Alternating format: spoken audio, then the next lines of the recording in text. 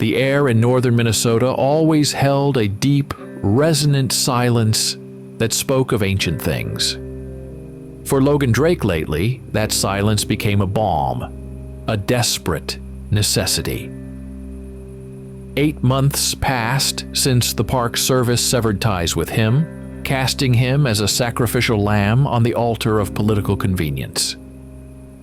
The powerful poaching outfit, with their high-priced lawyers and their greasy connections, shredded his career and his reputation faster than a wolverine on a fresh carcass. He recalled the last meeting, the stale coffee and the supervisor's self-righteous indignation. The district supervisor's eye glinted as he delivered the news, as if he granted Logan a favor by allowing him to leave quietly. That memory still tasted like ash in his mouth, a bitter cud he chewed on endlessly.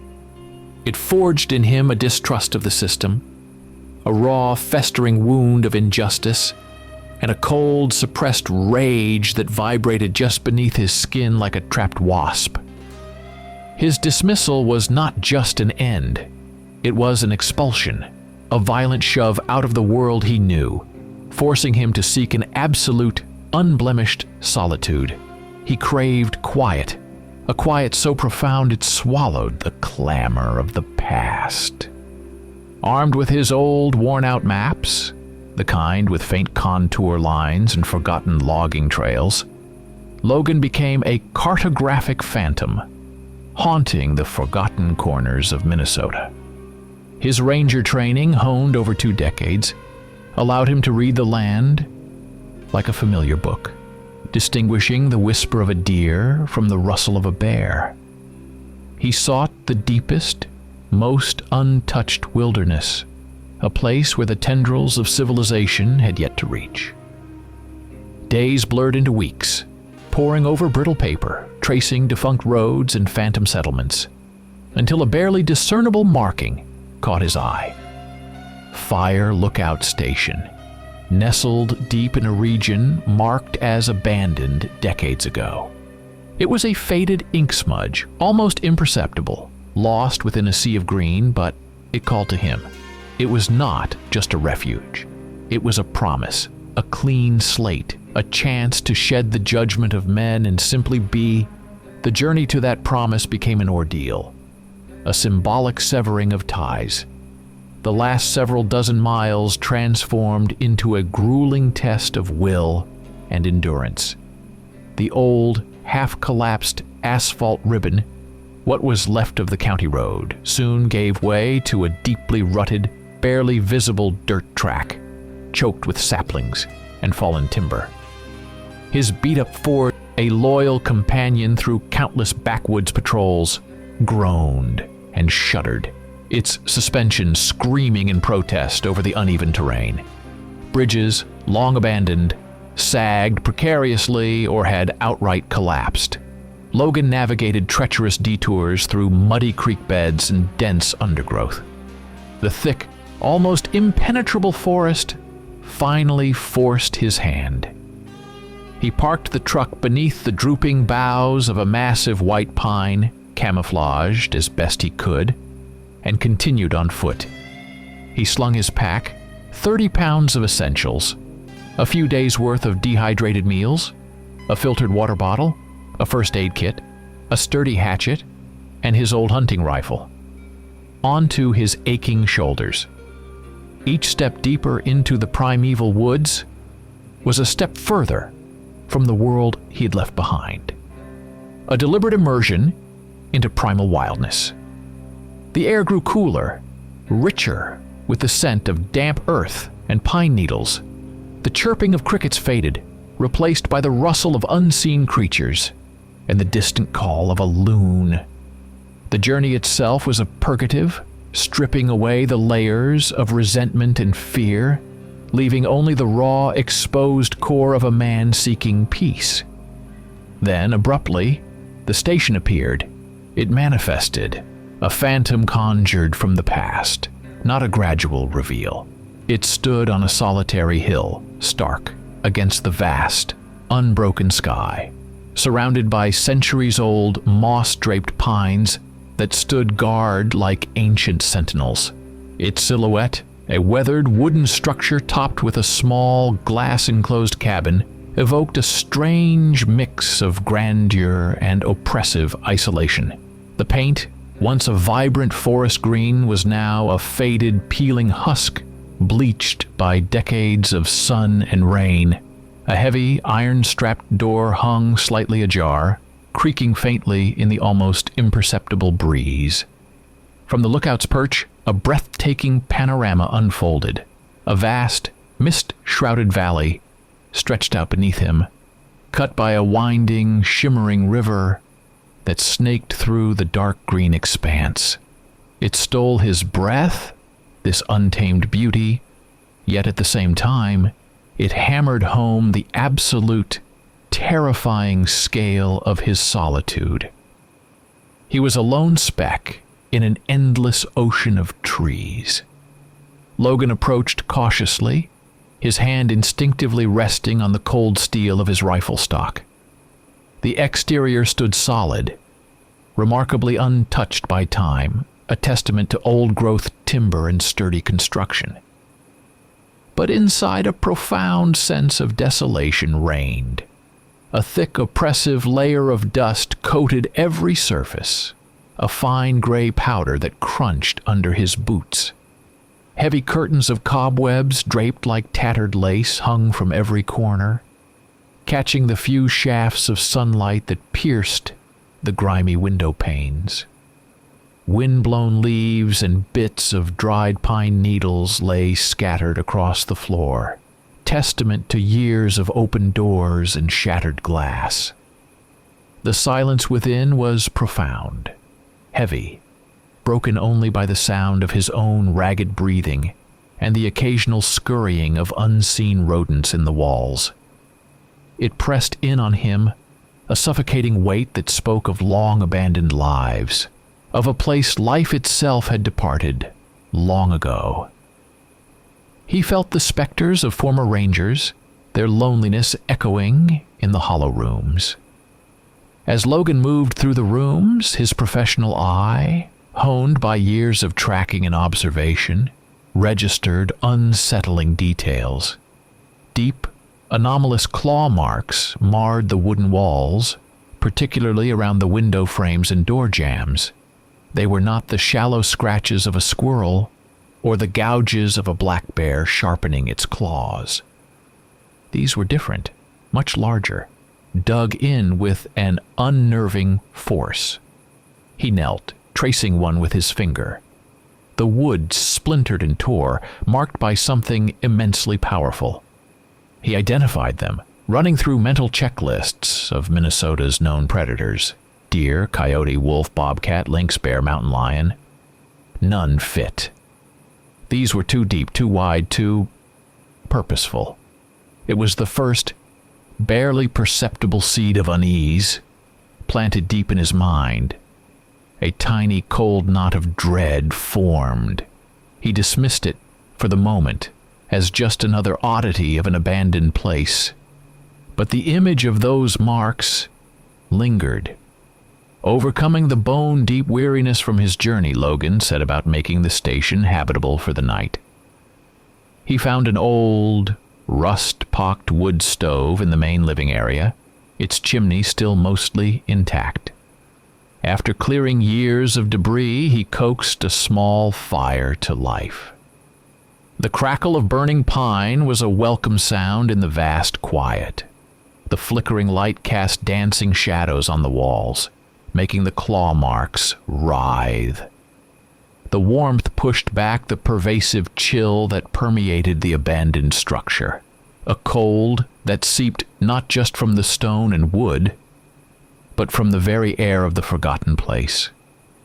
As darkness truly settled outside, swallowing the last sliver of twilight, a long drawn-out howl drifted through the dense wall of the forest.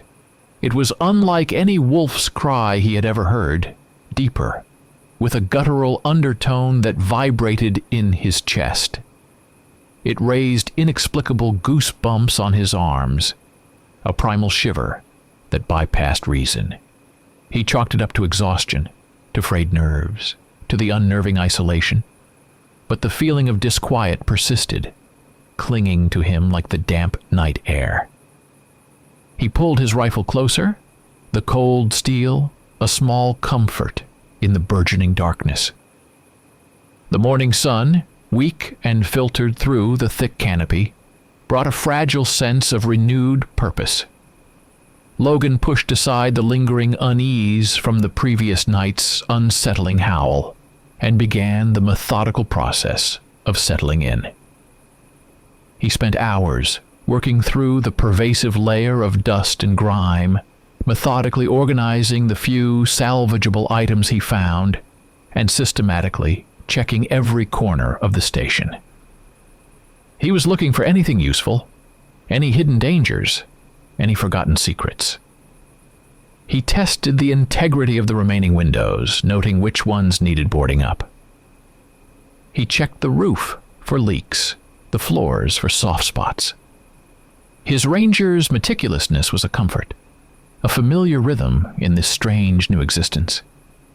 It was while he was prying up a loose floorboard near the old, creaky iron cot that he noticed something else, something hidden from a casual glance, tucked deep in the shadows beneath the bed frame.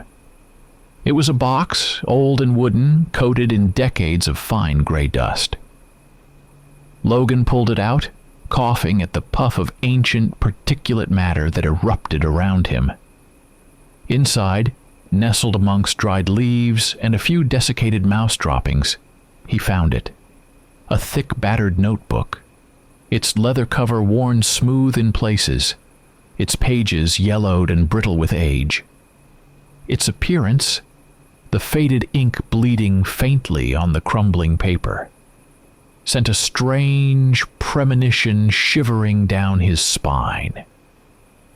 It felt heavy in his hands, not just with its physical weight, but with the unseen burden of untold stories. This was no ordinary journal, he realized immediately. Its presence here, secreted away, hinted at something far more significant, something meant to be hidden, discovered only by chance or by design.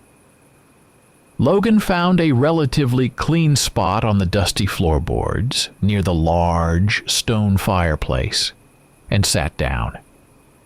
He carefully opened the journal, the old leather creaking in protest, releasing a faint, musty odor of aged paper and forgotten wood smoke. The first entries were exactly as he expected from a remote fire lookout. Dry, official, a neat, clinical hand detailing the mundane routines of a park ranger from a bygone era. Dates, reports of lightning strikes and distant forest fires, shift changes, routine antenna maintenance, supplies requested. They painted a picture of a normal, even boring service life, a lonely but uneventful existence. August 14th, 1957. Clear. Fire hazard low. Replaced damaged antenna wire. Saw no human signs within Sector 7. These initial pages served only to heighten the stark, terrifying contrast with what followed. They established a baseline of normalcy, a quiet, idyllic solitude, soon shattered. The tone shifted subtly, then more dramatically with each turning page. The dry facts gave way to wary, then overtly anxious observations. October 3rd, 1957. Heard a howl last night. Not a coyote, that's for damn sure. Much deeper, wrong cadence. Sounded hungry. The language grew less formal, more personal, infused with a creeping dread. November 19th, 1957. Found a mauled moose off the old logging road, half a mile north of the station. Tracks did not match any local predators. They were too large, too deep, unlike anything I had ever seen. Clean kill, but too much torn flesh. Scattered amongst the entries, strange, crude drawings appeared, schematic sketches of unidentifiable tracks, looking disturbingly like giant human palms with elongated, sharpened claws pressed deep into the mud. They were unsettling, childish in their rendering, yet undeniably chilling in their implication. The ranger's handwriting grew more erratic, occasionally slanting wildly across the page, penned in haste or in fear.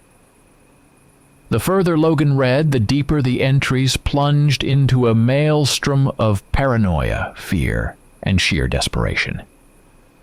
December 1st, 1957. It came back. Not like a bear.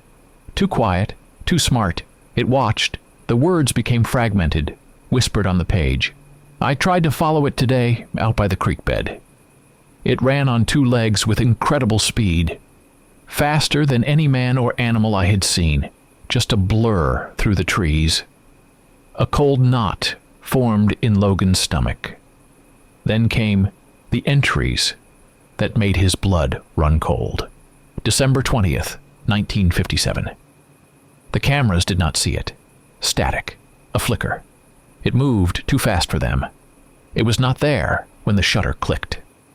And finally, the most chilling of all, January 1st, 1958. It knocked on the door, not hard, not like it tried to break in. Just a gentle tap, tap, tap. It waited. It played. It never came in, just wore me down, pressed on my nerves until I could not breathe. Logan felt the previous owner's fear seep into his own consciousness, infecting him, a cold virus of dread. He heard those phantom taps himself. The journal became more than a historical record. It was a macabre mirror, reflecting his subconscious fears and anxieties, amplified by his isolation and the unexplained claw marks he found. He saw the world around the station through the eyes of the tormented ranger, a man slowly losing his grip on reality in the face of an unseen terror. This forced perspective heightened his sense of something alien, something unseen, something profoundly dangerous lurking just beyond the edge of his vision. It was his first true contact with the local mystery, a direct line to the madness that had consumed a man in this very place decades ago. The cold he felt earlier intensified, chilling him from the inside out. A cold that was not from the air, but from the pages in his hands. Logan could not tear himself away from the journal, even as the meager light from his headlamp dimmed, casting long, distorted shadows that danced like specters on the walls. Outside, the wind rustled through the ancient pines, a low, mournful sigh that echoed the ranger's growing despair. The old timbers of the station creaked and groaned, settling into the long night. Every faint rustle, every whisper of leaves was ominous, pregnant with unseen intent. Reading the entries about the knocking on the door, Logan found himself listening, straining his ears into the oppressive silence, his instincts, honed from years as a park ranger, sharpening to an agonizing degree. He was no longer just a man in an abandoned cabin. He was a trapped animal, every nerve on edge, waiting for the gentle tap, tap, tap. The thought alone was enough to make his skin crawl, and a cold sweat beaded on his forehead. The night promised no rest, only the relentless, creeping certainty that he was not alone in this wild, forgotten place. Despite the growing knot of unease in his gut, despite the clear and undeniable signs of paranoia in the previous owner's journal, Logan decided to stay. Something stubborn, something deeply ingrained from his years as a ranger, pulsed within him. He could not just leave an unraveled mystery. He was, at his core, an investigator, and this monstrous primal enigma had now become his personal obsession. He felt a perverse need to understand, to peel back the layers of decades-old terror, and find the truth. He spent the next few days in a meticulous frenzy of preparation. Drawing upon his extensive ranger skills, Logan methodically set up photo traps around the perimeter of the station. He positioned them carefully, camouflaging them with branches and leaves, aiming to capture anything that moved. He rigged simple tripwires using fishing line and small bells, stretching them across narrow game trails and around the station's vulnerable points. He even meticulously mapped the surrounding territory, marking potential routes of large animal movement, applying a scientific, rational approach to something that increasingly defied all logic. He was a scientist in a laboratory of the impossible, determined to gather data, to prove, to understand. From the very first day of observation, Logan was met with inexplicable phenomena. His photo traps, carefully placed and checked daily, failed to trigger at crucial points, or when they did, produced only a blurry, indecipherable smudge. It was movement at an impossible speed, without any clear outline or form. The tripwires, too, proved useless. He found them cleanly severed, or simply pulled taut and empty, the small bells lying silently on the forest floor, with no visible tracks or sounds to explain their disturbance. Something moved too fast, too cleverly, to be caught. This became his first real, undeniable confirmation that something was profoundly, terrifyingly wrong. A constant oppressive sensation of being watched plagued Logan. He felt unseen eyes on him even when he was inside the station, with all doors and windows meticulously locked and bolted. It ignited a creeping paranoia, forcing him to constantly check the window panes, to glance over his shoulder. His nerves stretched taut as violin strings. The familiar comfort of solitude had curdled into a suffocating awareness of a hidden presence, an awareness that burrowed deep into his bones. He paused mid-step, his breath hitched, convinced he heard a faint rustle just outside, or caught a fleeting shadow in the periphery of his vision. On the third night, the sounds began. Not the distant howl this time, but a distinct, grating scrape directly outside his bedroom window. It was a rhythmic sound, not the random clatter of branches in the wind, nor the casual clawing of a bear. It was purposeful. Someone methodically and with great force scraped against the wood or metal of the window frame. Logan froze, his hand instinctively reaching for the flashlight on his nightstand. He flicked it on, the beam cutting a narrow swathe through the oppressive darkness of the room. He pointed it at the window, his breath held tight in his chest. But fear, cold and paralyzing, held him in its grip, binding him to the spot, preventing him from daring to look out to confirm what he already knew. He lay there, rigid, listening to the horrifying rasp of something unseen just beyond the glass.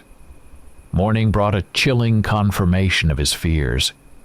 Logan forced himself to inspect the ground directly beneath the window where he heard the scraping. There, deeply impressed into the damp earth, were enormous tracks. They resembled human feet, eerily so, but were twice the size, with deeply embedded claw marks at the end of each toe. The prints stretched out for a few yards before vanishing into the thicker undergrowth, the creature having simply melted away. He pulled out his retractable measuring tape, his hands shaking slightly, and carefully measured the length and width.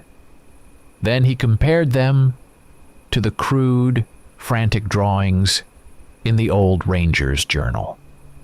They were identical.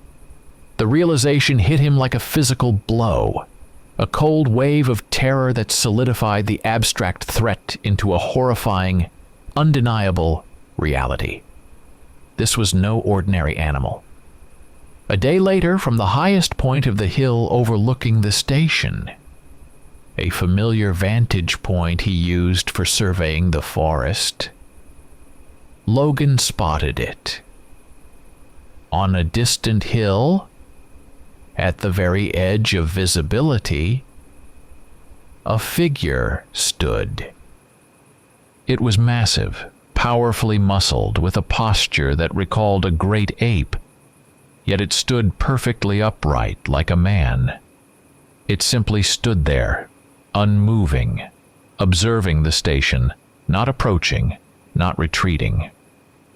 It was too far for details, but its sheer scale and unnatural stillness sent a fresh wave of dread through him. This creature resembled no known animal from any zoology textbook he had ever studied. Its gaze, even from such an immense distance, was conscious, purposeful. It was watching him. The first visual encounter, even from afar, had galvanized Logan. He was no longer a man trying to outrun his past. He was a detective, gripped by a maniacal drive to unearth the truth. He immersed himself completely in the investigation, the old ranger's journal becoming his twisted Bible. He reread entries, searching for new clues, comparing the fading script to his own burgeoning notes and observations. He spent hours, hunched over his makeshift table, meticulously creating detailed diagrams and maps of the surrounding area, charting the appearance of strange tracks, marking the locations of his malfunctioning cameras. He felt himself transforming, no longer just a survivor, but an unwilling participant in a monstrous, primeval mystery that had now become terrifyingly, irrevocably his own. His mind churned with desperate attempts to identify the creature. Logan scoured the few old natural history books he brought with him, looking for information on unknown predators of Minnesota. He delved into local myths and legends he heard whispered around campfires during his ranger days, searching for any rational explanation, however remote, for the phenomenon. He recalled his zoology lessons, his knowledge of anatomy, the countless hours spent tracking animals in the wilderness, but nothing fit. Every new hypothesis, every attempt to pigeonhole the creature into a known category, only deepened the mystery and intensified the unsettling feeling of unreality. The creature simply defied all logic, all classification. It was something other. The journal entries became a chilling guide in this waking nightmare. Logan noted, with a mixture of terror and morbid fascination, that the previous ranger's observations were identical to his own, down to the minutest details. The description of the tracks, the selective blindness of the cameras, the unnerving silence of the creature's movements, it was all there. This simultaneity brought a perverse sense of relief. He was not going mad, it was real, but also a far greater horror. This thing had been here for decades. It was a recurring nightmare, an ancient, persistent malevolence that continued its work long after its first human witness had faded into obscurity. Driven by a desperate need for more data, Logan risked his own safety. He pushed deeper into the forest, venturing further from the supposed safety of the station. He installed additional cameras and traps, intent on tracking the creature's movements, on tracing its invisible paths. He found new, even more disturbing traces of its passage. Massive trees, their trunks snapped with impossible force, their splintered wood evidence of an unimaginable strength. He discovered broken bushes and saplings at heights that indicated something enormous had simply walked through them, oblivious to the obstacles, its passage leaving a wide, flattened swath of destruction. These were not the signs of a bear or a moose. These were the marks of a force of nature. Some of the camera footage he retrieved showed baffling paradoxes. On one frame, there was a clear indication of movement, a blur so extreme it rendered any details indistinguishable. The creature moved at speeds impossible for any biological entity. On another, a branch, clearly snapped from a tree, hung suspended in midair, only to vanish abruptly in the next frame, as if it had never been there at all. The creature possessed an unnerving ability to not only avoid detection by his cameras, but to actively distort the very images they captured. It inhabited a different dimension, flickering in and out of the one he perceived. A chilling thought took root in Logan's mind. The creature was not just present. It played with him, like a predator with its prey. Its movements around the station, the deliberate nature of its presence, felt calculated. It was not just observing. It was testing him, evaluating his reactions, studying his habits. This feeling intensified the thriller aspect of his predicament, transforming his desperate struggle for survival into a harrowing intellectual confrontation. He was trapped in a deadly game of cat and mouse, and he was the mouse. The relentless psychological pressure, the gnawing lack of sleep, the profound isolation, and the agonizing inability to share his terrifying discoveries with anyone took a heavy toll on Logan. He heard sounds where there were none, phantom rustles and distant growls that existed only in his mind. His nerves were frayed raw, stretched to a breaking point, a constant high-pitched hum of anxiety reverberating through his body. The line between reality and paranoia became increasingly thin, blurring into a distorted, nightmarish landscape. He doubted his own sanity, questioning if the isolation, combined with the grim tales of the journal, simply conjured phantoms from the depths of his own mind.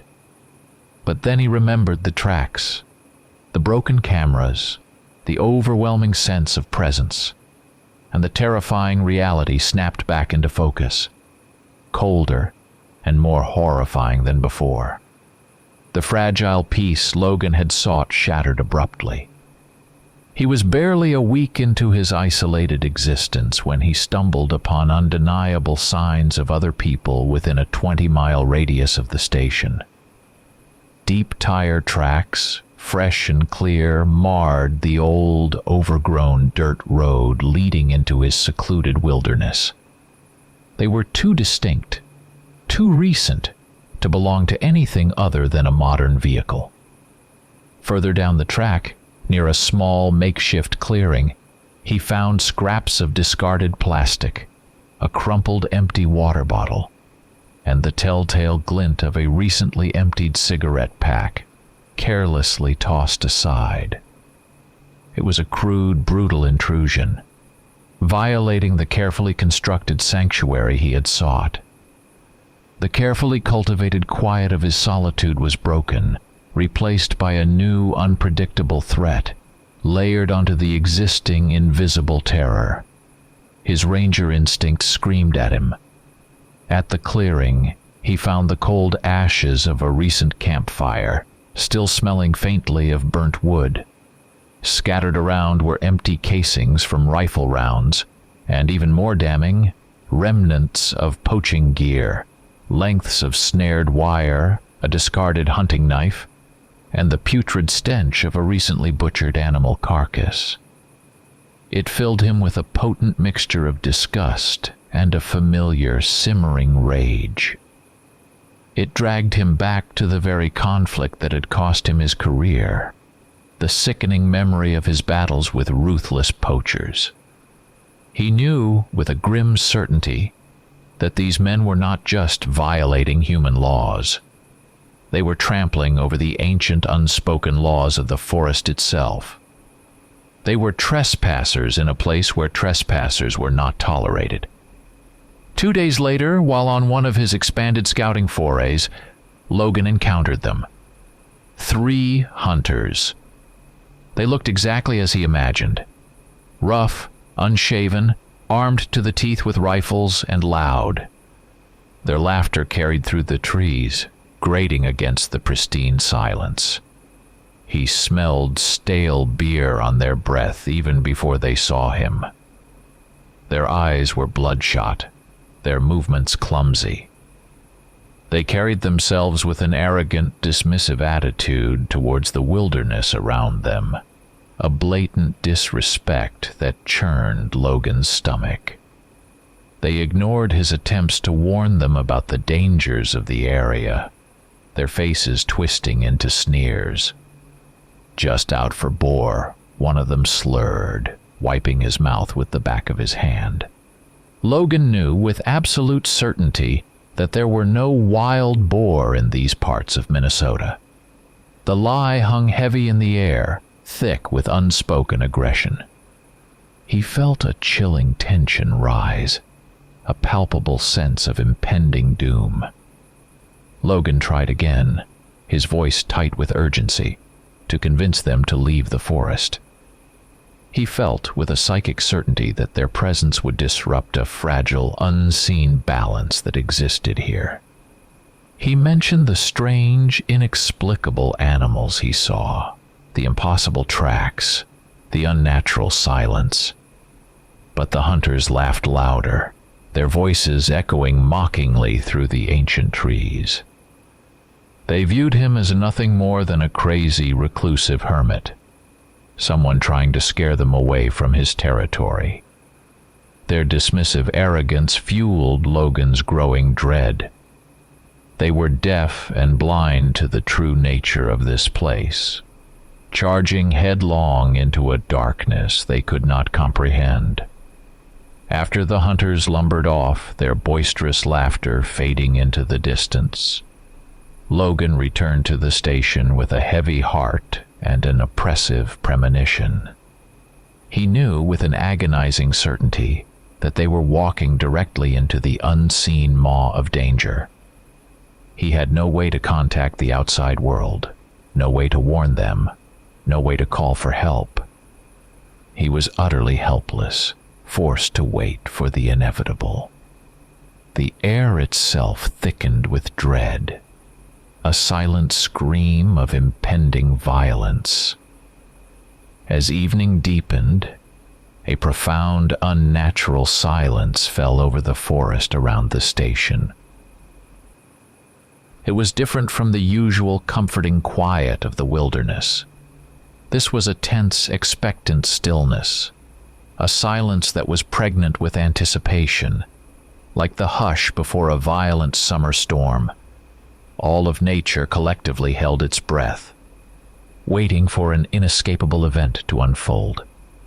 Even the familiar chirps and rustles of nocturnal animals, the hoot of an owl, the distant cry of a coyote, all had vanished, leaving only an oppressive, suffocating quiet. Then, deep in the night, the silence exploded. At first it was a single muffled gunshot, then another, quickly followed by a rapid volley of shots, echoing ominously from the direction where the hunters had disappeared. Logan flinched, his heart hammering against his ribs. The gunfire was sporadic, frantic, then it stopped as suddenly as it had begun. A terrifying, profound quiet descended again, more absolute than before. Then, piercing that quiet, came a sound that ripped through the valley and tore at Logan's soul. One long, agonizing scream, raw with terror and pain, human and utterly despairing. It reverberated through the ancient trees, a dying echo that faded into the suffocating darkness. Logan slumped against the wall, a cold, sickening certainty settling over him. The worst had indeed happened. The first rays of morning light, thin and hesitant, brought little comfort. Logan, despite the icy grip of shock and fear that still numbed him, forced his leaden limbs to move. He had to know. He had to see. He grabbed his rifle and a fresh headlamp, the beam cutting a narrow, shaky path through the gloom. He did not have to go far. Within a few hundred yards of the station, following the faint sounds of the previous night's horror, he found it. A gruesome crimson trail leading off toward the winding river. It was not the scattered drops of a wounded deer. This was a drag mark, wide and deep, a smear of glistening red through the dew-laden grass. The amount of blood, stark against the green, spoke of a catastrophic, fatal injury. It was not animal blood. Following the horrific trail of blood, Logan's stomach churned. He found one of the hunters, or what remained of him. The man was severely wounded, disfigured beyond easy recognition. Bleeding profusely, desperately dragged himself back towards the distant hope of the station. His hunting clothes, once sturdy denim and canvas, were ripped to shreds, hanging in tatters from his mangled body. Gnarly, ragged wounds, deep and impossibly precise, marred his flesh. They did not resemble the tearing bites of a bear or the slashes of a wolf. These were different, inflicted by a colossal, razor-sharp blade, but with a horrifying, non-human strength, tearing flesh like paper. Bone fragments gleamed starkly in the dim light. The hunter was in a state of profound shock and delirium, his eyes wide and unseeing, his breath rattling in his throat. His words were fragmented, incoherent whispers punctuated by gasps of pain. Not a beast. It waited for us. It knew where we would be. He coughed, a spray of blood bubbling on his lips. His eyes rolled, finding Logan's face for a fleeting moment. Eyes, so cold. There were two. They played. The words faded into a guttural gurgle, then nothing. Logan felt a cold dread settle in his bones. The man's fractured sentences confirmed Logan's worst, most terrifying suspicions, and added new, even more sinister shades to the horror he was witnessing. Two. And they played. Logan was caught in a brutal moral dilemma. The old ranger's journal had been unequivocal, its faded script echoing a chilling warning. Do not give them shelter. It was a clear, unambiguous command, a primal law of this place. But Logan's own human nature, his deeply ingrained instincts as a former ranger, a man sworn to protect, screamed in protest. He could not leave a dying man to bleed out in the wilderness. Not when a chance, however slim, existed. It was a brutal confrontation between duty and instinct, between the cold logic of the forest's ancient rules and the desperate, illogical pulse of compassion. With immense difficulty, Logan hauled the hunter, half dragging, half carrying his inert weight, back inside the station. The man's wounds were horrifyingly deep, arterial, demanding immediate, desperate aid. Logan, drawing on his extensive wilderness first aid training, worked quickly, clumsily. He tore strips from an old blanket, fashioning makeshift bandages, applying desperate pressure to stem the flow of blood. But he knew with a sinking heart that it was not enough. The man needed real medical attention, a hospital, something Logan could not provide. Once the immediate crisis was somewhat contained, a mounting panic seized him. He methodically, frantically locked and bolted every door and window, barricading the entrances with whatever heavy furniture he could move, preparing for the inevitable siege. He knew it was coming. In rare moments of lucidity, when the wounded man briefly surfaced from the depths of his shock, he mumbled disjointed fragments of his ordeal. It did not just attack. It watched as we hid. And then, Then it came for each one, separately, as if it was a game. His eyes, wide with unspeakable terror, fixed on Logan. There were two, I swear, but I saw only one at a time, flickering. This last bit of information sent a fresh jolt of horror through Logan. Two creatures, or one capable of splitting, of moving with such speed it appeared multiple. The implications were staggering and terrifying. The station became a spectral fortress, illuminated only by the anemic glow of Logan's flickering lantern. The air thrummed with a heavy, oppressive silence, broken only by the wounded man's ragged breathing and the frantic thumping of Logan's own heart. He knew the coming night would bring a new trial, one far more terrifying than anything he could possibly imagine. He pulled his old hunting rifle close, checked the chamber, its cold steel a faint comfort against the encroaching terror. But he also knew with a sickening certainty that it would be useless against a creature capable of inflicting such wounds and moving with such impossible speed and stealth. As the first tendrils of true night curled around the station, a new horror began. It was not the expected furious assault. No crashing through doors or shattering of windows. Instead, the station was subjected to methodical, dull thuds.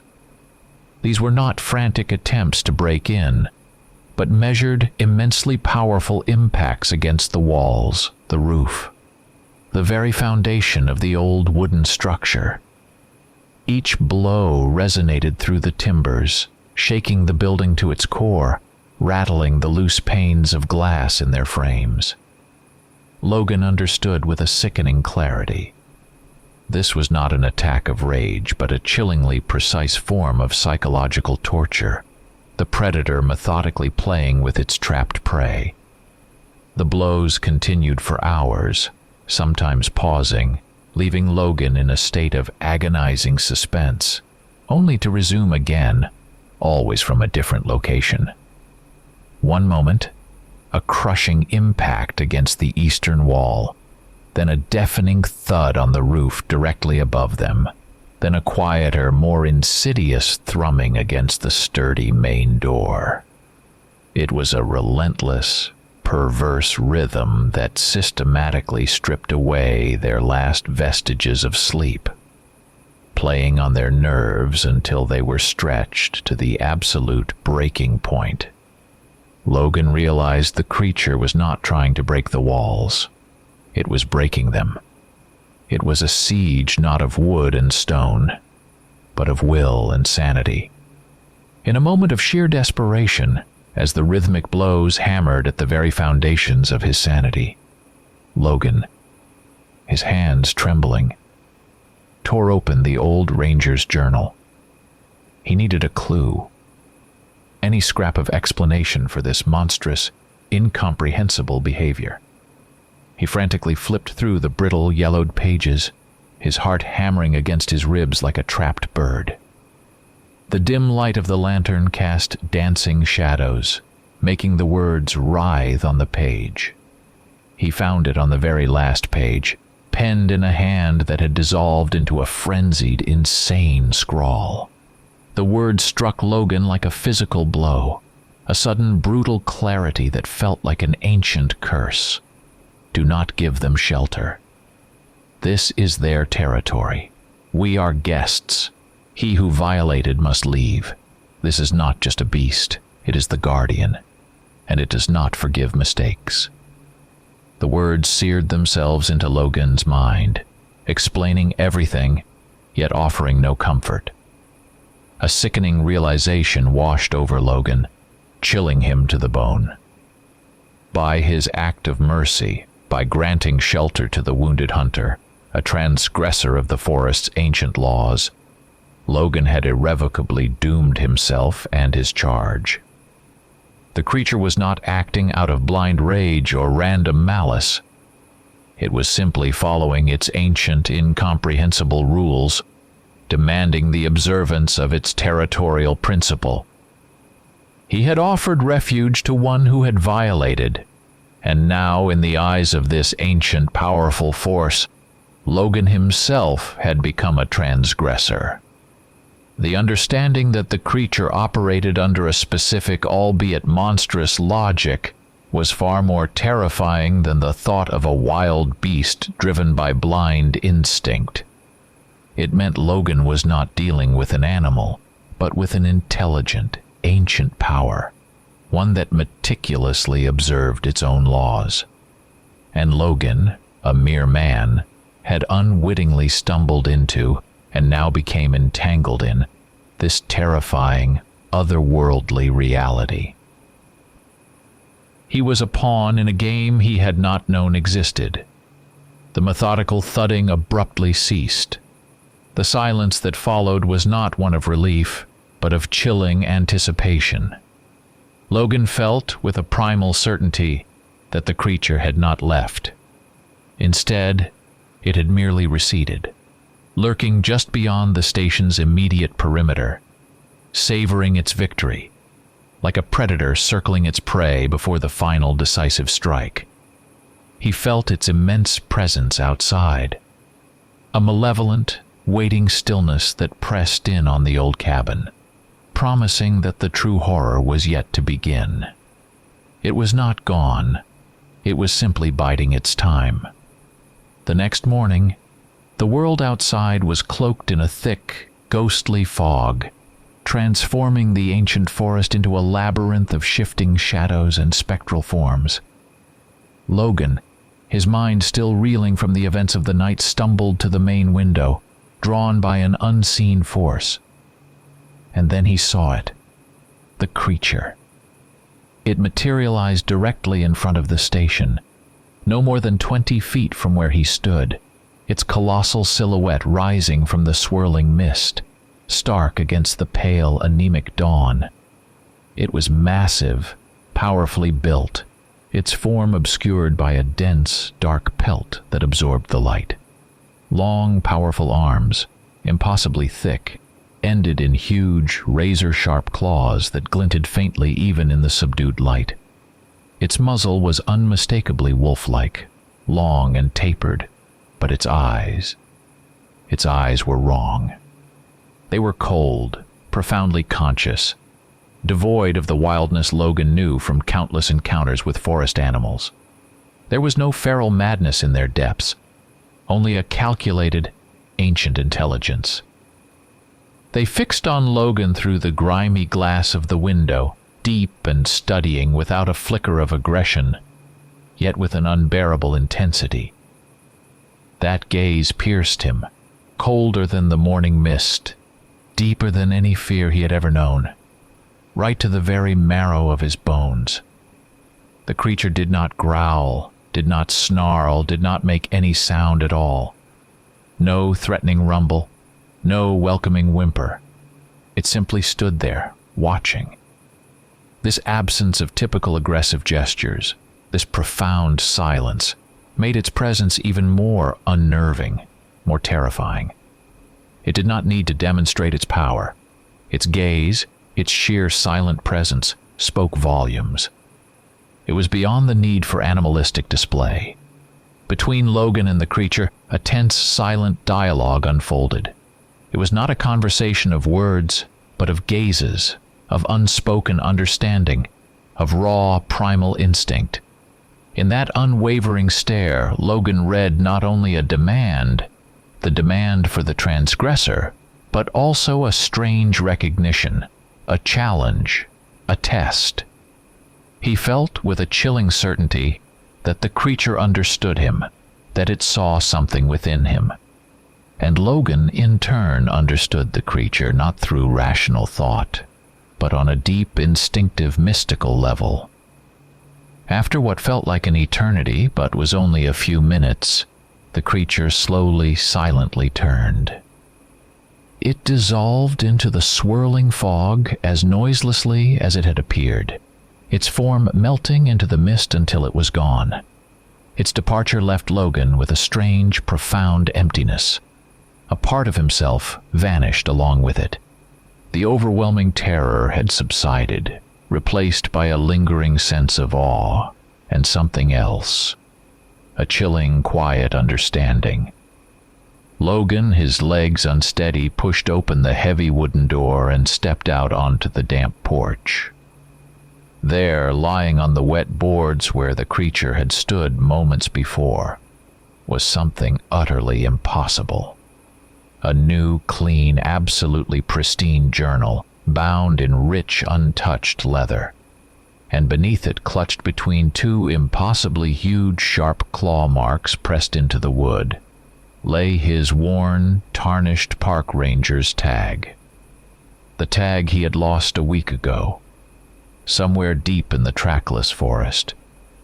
It was not just a return. It was a devastating, undeniable proof that the creature knew everything about him, that it had been watching him intimately from the very beginning. The message, silent yet deafening, struck Logan with the force of a revelation.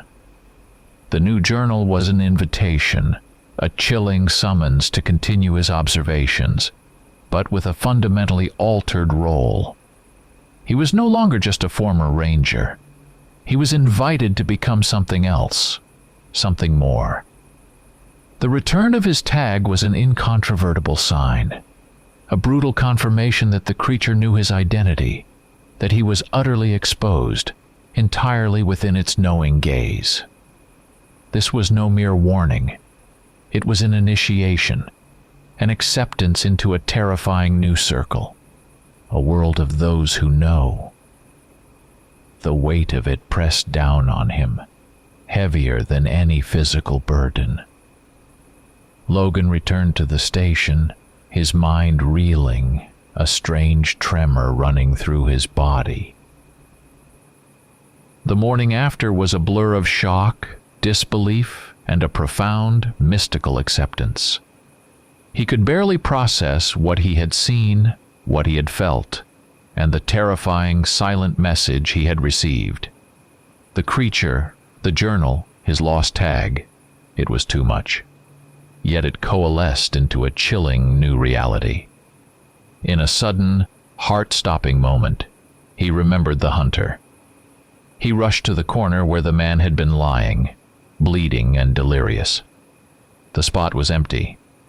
The crumpled blanket lay on the floor, stained with a dark, still wet patch of blood by the doorframe. But the wounded man was gone. There had been no sound, no struggle, no crash, no cry. He had simply vanished.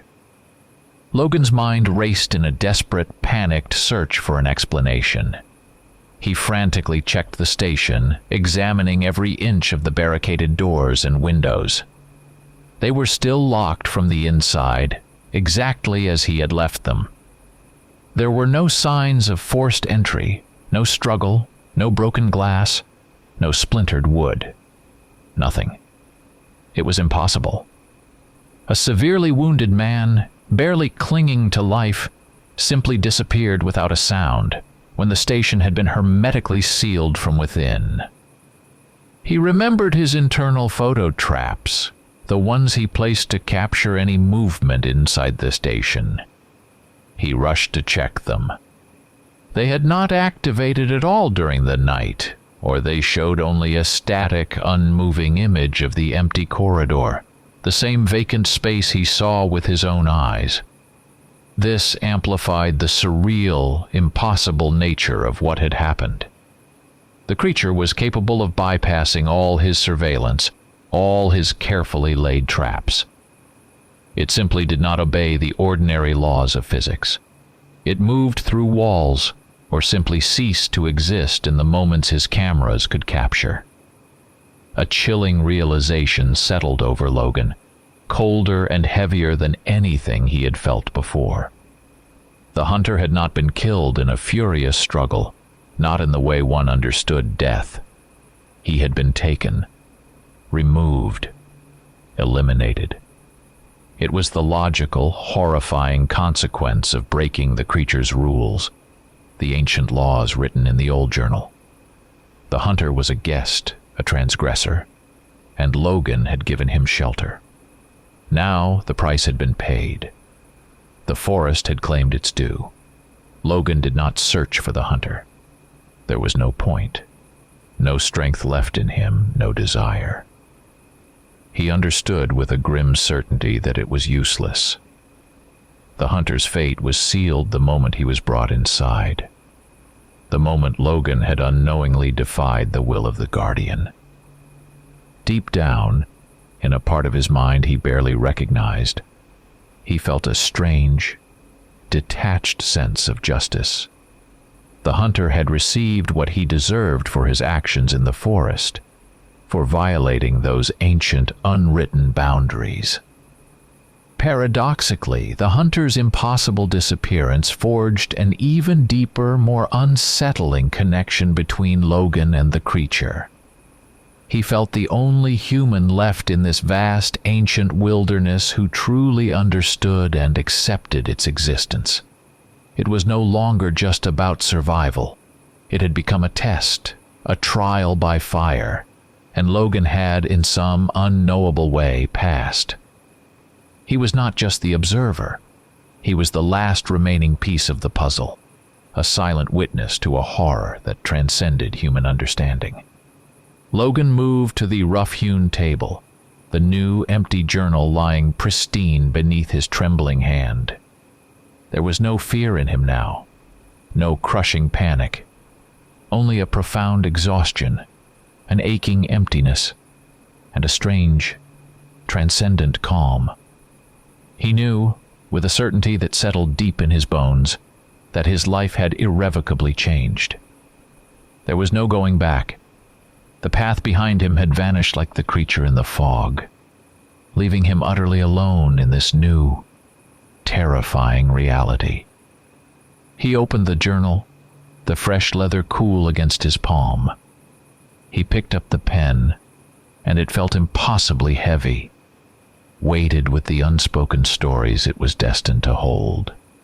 This journal would not simply be a record of observations. It would be a confession, a chronicle of his own slow, inevitable journey into a new world. A world where the line between human and nature, between civilization and untamed wildness, between the mundane and the mystical, had been utterly, terrifyingly erased. It was his new purpose, his new burden. He dipped the pen into the small bottle of ink he salvaged, and with a steady hand, he made his first entry. Each word was imbued with a new, profound meaning, a terrifying new understanding of his role in this desolate living place. Day 1. Moon full, heard a howl from the north. No tracks, but I feel it. It is near. Waiting, I am no longer a guest. I am the observer. It was not just a statement of fact. It was a declaration, a surrender, and a terrifying acceptance. His perception of the forest had undergone a fundamental, irreversible shift. He no longer saw it as a threat, or as wild, untamed nature. Instead, it revealed itself as a complex, breathing ecosystem, and the creature, the silent observer, was not merely an inhabitant, but its very heart. It was the paramount, highest part of this intricate balance, the ancient guardian of its secrets and its laws. Logan felt the energy of the forest in a way he never had before, a primal hum beneath the earth, sensing its breath, its pulse, its hidden life force. He became attuned to it, a part of it. Logan's senses sharpened to an inhuman degree. He picked up subtle scents he never registered before. The rich, damp musk of decaying leaves, the metallic tang of distant blood, the faint, sweet decay of a fallen log. He heard sounds that had previously merged with the background noise of the forest. The imperceptible rustle of a mouse in the undergrowth, the distant crack of a branch under an unseen foot, the whisper of air currents moving through hollow logs. His former ranger instincts, already formidable, had not just evolved. They had become something more, something primal, something profoundly connected to the untamed wildness around him. His solitude, once a burden, had transformed. It was no longer an oppressive weight, but an essential condition of his new existence, a necessary void that allowed him to sink deeper into the creature's world, to comprehend its laws, its terrifying logic.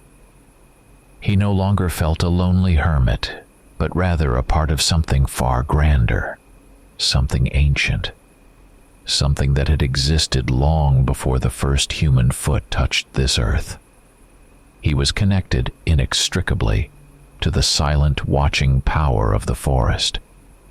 The entry in the new journal marked the start of a new cycle in Logan's life, a profound metamorphosis. He was no longer battling a monster, no longer seeking to escape it. He was studying it, accepting it, becoming intertwined with it. He had become the chronicler of this hidden primal history, the keeper of its terrifying, majestic secrets. His purpose had finally revealed itself in the heart of the deepest wilderness. Several days later it returned, not in the dead of night, but in the deepening twilight, when the light grew ethereal and the forest shrouded itself in a mystical bluish haze. It stood at the tree line, exactly as before, on the same spot, not approaching the station, but close enough for Logan to see it clearly from his window. They stood there, two silent figures, gazing at each other across the gathering dusk. There was no movement, no sound, just the profound, shared silence. This was not the stare of predator and prey, but a look of understanding, of recognition, a symbiotic connection that vibrated between them. In that long, wordless exchange, there was no fear left in Logan, only a deep, mystical unity. Their thoughts flowed freely across the invisible space between them, as if they spoke without words. In that moment, Logan finally understood. He no longer feared the creature. Instead, he felt an unbreakable bond, a chilling sense of communion. He realized with an absolute certainty that resonated through his very being that his desperate flight into this wilderness had not been an escape from the world of men, but a calling, a strange and terrifying summons, leading him towards a new, unknown destiny. He was finally home. Logan turned back to the new journal, the leather cover now feeling strangely familiar in his hands. He made his final entry, the culmination of his transformation, his ultimate acceptance of his terrifying new role. It came again. It stood by the tree. We watched each other for a long time. Today I understood. It will not kill me. I am already half like it. The phrase, "I am already half like it," was not a declaration of a physical transformation into the creature, a literal becoming. It was a metaphor, a chilling, profound statement of his psychological and spiritual merging with the raw, untamed world of the wild. It spoke of his acceptance of this world's ancient, brutal laws, his ability to perceive and comprehend that which remained hidden from ordinary men. It also spoke of something more, a readiness to become a silent predator himself, a guardian against those who dared to break the delicate, terrifying balance of this ancient forest. He had become a part of its primeval nature. The story ended with that line, leaving the reader with a pervasive sense that Logan's true journey had just begun. He had become the observer and something far greater, a guardian, a conduit, a new embodiment of the ancient force that dwelled within these woods. His fate was now inextricably bound to this forgotten place and its mystical, silent inhabitant. Logan raised his eyes from the journal, looking out the window at the deepening forest.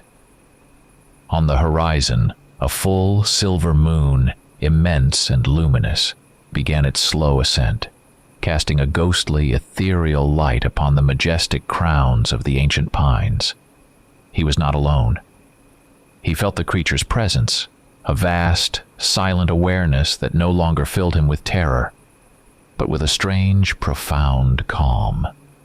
It imbued him with a chilling sense of purpose, of belonging. They were two together, the solitary man and the ancient guardian, silent sentinels of this forgotten, yet intensely alive world.